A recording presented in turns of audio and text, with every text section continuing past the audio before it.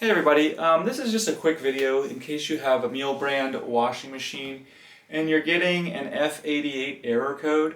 And so what is this error code and what can we do to fix it?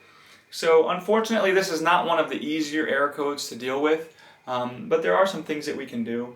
So the error, the F88 error is the turbidity sensor in the machine is not working properly, or at least it doesn't think it's working properly. It's not getting the signals that it thinks it should be getting and sending the signals that it thinks it should be getting. So you just want to check it and make sure all the wiring and everything looks good. There's no frayed or disconnected wires or crossed wires, or there's not any kind of corrosion built up on stuff.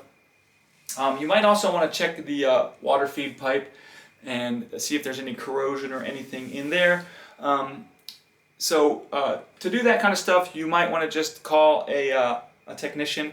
But anyways, hopefully at least this video helped you kind of understand what's going on. And thanks a lot for watching. Have a great day.